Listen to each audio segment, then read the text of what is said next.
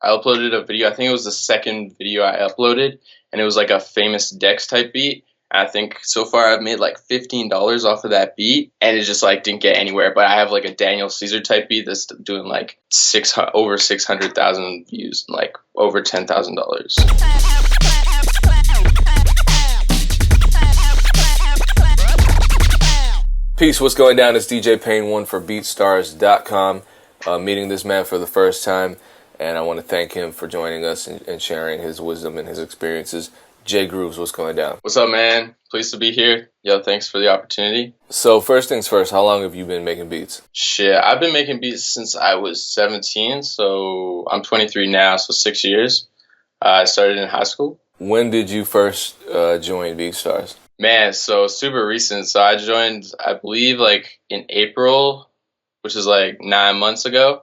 So like I'm super fresh to BeatStars. How did joining BeatStars change your production business? It made all the difference. I would say the last 3 years I've been trying to sell beats online, but I was using Wix. I don't know if you know Wix, the website now. Like no hate on Wix, but like for selling beats, man, just like not where it is. Not where it should be, at least. I didn't make one sale when I was using Wix. And then when I found out about BeatStars and I found out about the features of BeatStars, like the automated instant delivery thing and like the dope what is it, the lease contracts and stuff. Oh yeah. Man, I was like, what? So as soon as I joined that, man, it took about a month to get my first sale. And then from there, just like I saw great results. On the outside, it looks like things are going well. Here's something curious. The oldest beat on your YouTube channel is, as of today, about 7 months old. Have you only been uploading beats to your YouTube channel for 7 months? Actually, I might have mistaken my numbers then, but I uploaded, I would say, a week after Actually, no. What happened is I got BeatStars, I signed up, and then I got really sick. Like I got like an inner ear infection, and I like lost my balance and stuff. So as soon as that was good, then I was like, okay, I'm gonna hit the paint. I really came hard, and then I just started uploading. So yeah, it took a while to like, because of all that stuff, upload my beats. But yeah, I started uploading about 7 months ago. That's interesting because, and I want to talk more about this later, so many producers claim that the YouTube beat upload landscape is so saturated that you shouldn't even try, and within 7 months you've done pretty well. Dude, that's what I heard too. And that actually kind of made me scared before I started. But you know, I was watching a crap ton of like the BeatStars like tutorials and tips and tricks and stuff.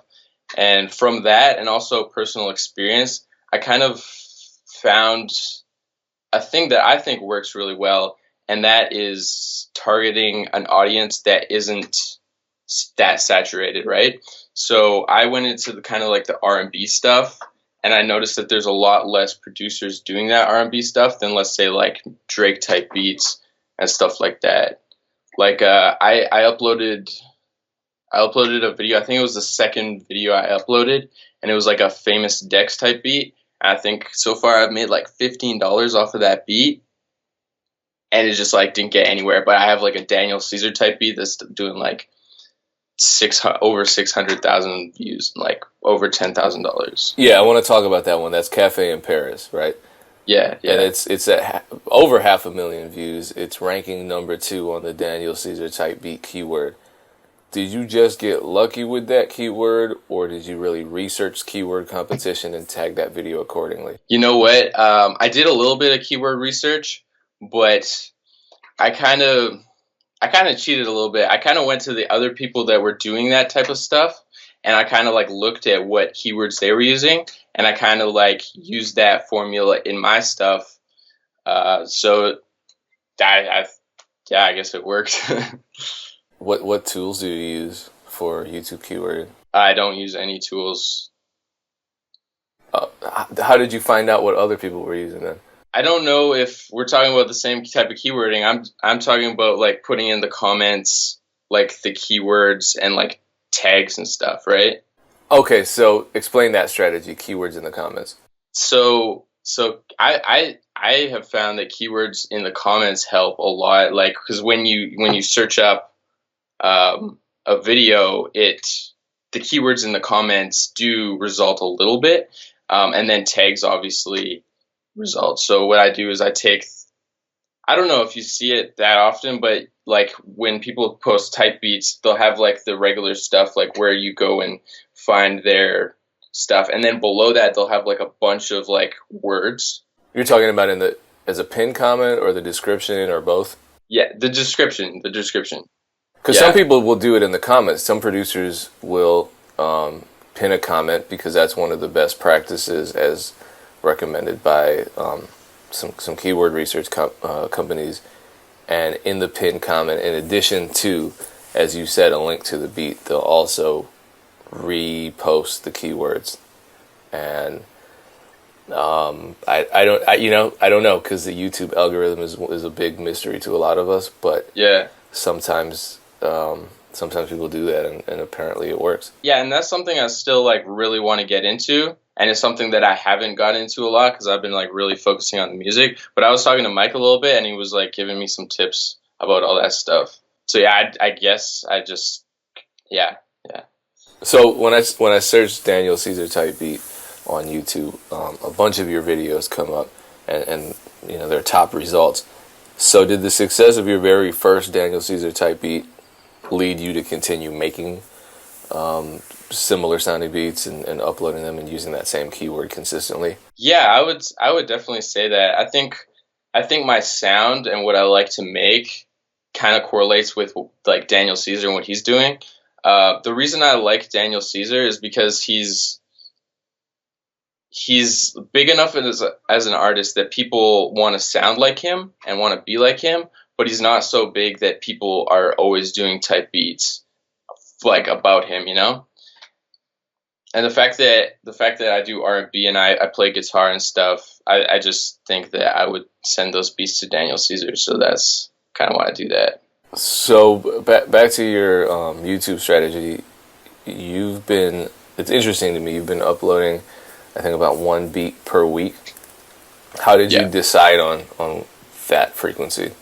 So like that was a hard one because I didn't want to burn myself out, so I didn't want to upload a shit ton of beats and keep going and then not be able to do that the next week, right? So I thought that the best plan would be to start low, which is one beat a week, and then eventually like work my way up. Like I want to be uploading at least 3 beats a week in the future. And once I get into more of a groove of doing that and like streamline my process, I definitely want to get into like more beats a week. Have you ever used targeted advertising for your production? You know what, I use like a couple Instagram ads and stuff and Facebook ads, but I have never. Other than that, I haven't done any marketing. I think honestly, I think the sound like is the best marketing you can use. Explain that. So basically, like it's hard to market a pile of crap, right? You can market it as well as you want. You can have great branding around it, but if it's not good, it's not good, right? So then they'll be disappointed. But if you can under market or just like regularly market your stuff and then they find out about it, they're going to be like, ooh, because you never want to hype stuff up more than it is. Then just going to lead to disappointment. So to switch gears, I heard a little bit about a studio internship that changed your approach to music production. Tell me about that. Oh, for sure. So yeah, I went to audio engineering school and then afterwards I got an internship. So during the day I'd do stuff that like interns do, like get coffee, paint walls, do the flooring and stuff like that. And then at night I would, cause I had keys to the building. So I would just go into the studio and make beats, and do that type of stuff. So at the studio that I internshipped at, they had this big live room with like a bunch of like instruments. So like a grand piano, really great piano, and like a Hammond organ, with like a Leslie and just like a shit ton of like guitar amps and stuff. So I kind of just like went in there and I was like, like, why don't I just use these instruments to craft and make my own samples and like use them in my beats? And I found that played a huge part in creating my own sound. And like really, it started like a very big interest in me with creating samples and designing textures and colors and stuff like that. How would you describe a musical color? Ooh, so musical colors are very like, for me at least, like I'm not, what is it, synthetic, whatever that word is. Where they, like, synesthesia. Yeah. I wish I had that, honestly, but so for me, it's very much associated with the timbre and the frequency of the instrument. So like if you hear a Fender Rhodes keyboard, you think like very like lush, like bright colors, at least for me. And then that contrasts with like if you were to have like a like a piano like in the mid range. See, I'm thinking in terms of temperature. Piano is a little colder than Fender Rhodes. Rhodes is like a warm cloud. Yeah, exactly. So like that type of stuff, man. Like everything has a timbre, and I'm really into like the rich sounds. Like I started with Nexus, like many of us do, and then like no hate on Nexus, but like I found that the sounds were very like 2D, and they didn't seem as lush and as 3D, if I can use that, as I would want them. You're using a lot of live instrumentation. Is that something that you were trained in formally, like guitar, for example? Kind of. So as a kid, my mom put me into like classical lessons and stuff, but it didn't like train me to like learn chords and like create music, because you're just like reading the sheet music and stuff. So it took, I kind of dropped that and I kind of wasn't interested in it. And then I kind of picked it up again and I really started learning. And I have a guitar teacher now, and I spend like 2 to 3 hours a day practicing now. And that's something unique too, would you say, about your production? A lot of producers aren't playing live guitar. Oh, yeah, no. I'm very into like the musicians world and stuff. Like, I don't know if you're into like Robert Glasper and stuff. Like those cats, like they're producers and stuff, but they play and they have like so much knowledge and they just like really groovy cats. And I'm really influenced by that type of stuff, like the neo soul and stuff, like the Soulquarian, like Voodoo album and stuff like that.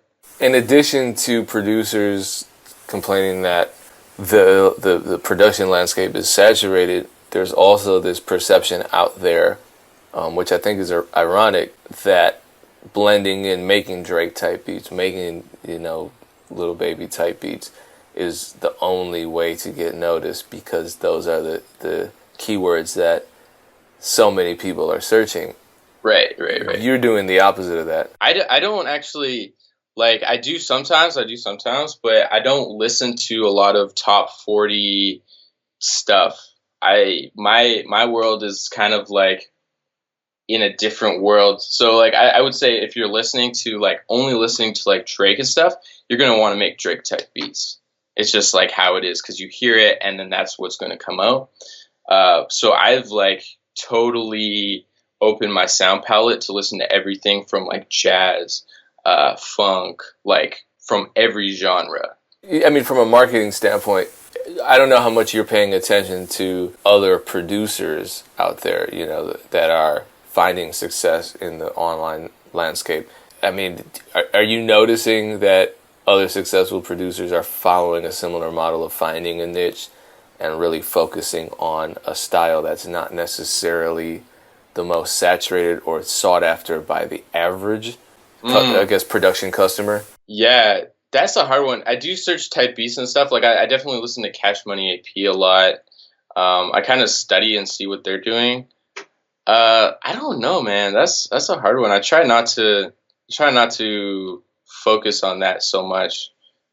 I try to like really like maintain my own like lane and way of thinking and marketing. Would you consider your approach then to your sound, to your branding, to your marketing as niche based? Yes, yes, yes. I before I even started my channel, I was thinking of a certain target base of who I want to target, and I believe that I've targeted that, and that's like the singers, like the R&B singers.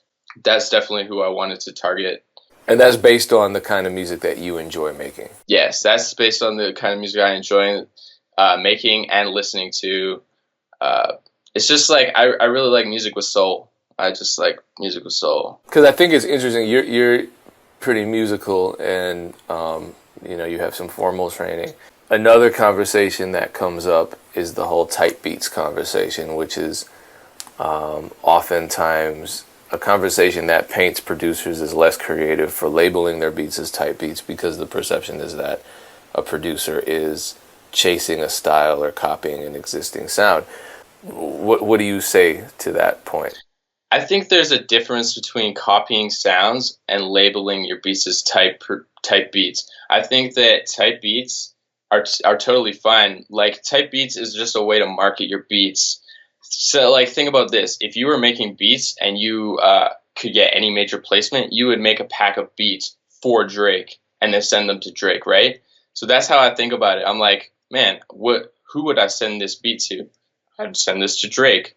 So you just label that as a Drake type beat, and then I don't see any problem in that. It's a great way to market, and it's definitely helped, and it helps feed producers and stuff, and I'm like very in love with it. You're hosting the second InstaBars. That's a name I actually came up with. Shout out to me for that. Oh, with BeatStars, but yours is a bit different than the very first round of the InstaBars. The original was hosted by a producer by the name of Flamey, and he uploaded a free beat, and people would make entire songs to that beat, and that's how they entered the contest. Yours is asking artists to create hooks, and you're going to pick the best hook as the winner of the contest. I'm definitely going to make the beat a little bit more. I'm gonna make it soulful for the singers, but I'm also gonna make it like a little bit groovy for the rappers too, just so that we can get everybody in there. How do people sign up for this contest? Okay, so basically, I'm going to post a beat for free download. You're going to be able to download it, make a hook to the beat, and then you're going to post it as I believe, a 1 minute Insta clip. Is that, or just however long? Yeah, I think Instagram only allows for a minute, right? Yeah. So you're just gonna do the Insta video with the contest hashtag. Still not sure what that's gonna be yet. And then basically BeatStars is gonna pick the top 3, and then I'm gonna pick the top 1, and then the winner is gonna get $200, merch, and an interview. So last question, how do people find your beats? How do they follow you on social media? Yeah, man. So my website, BeatStars page, is www.jgrooves.com. My Insta is j.grooves, and then my YouTube is just jgrooves. Stuff will come up. Cool, man. I appreciate you sitting down and sharing your experiences with us. Much continued success to you. We'll check in with you later. Peace. Thank you, brother.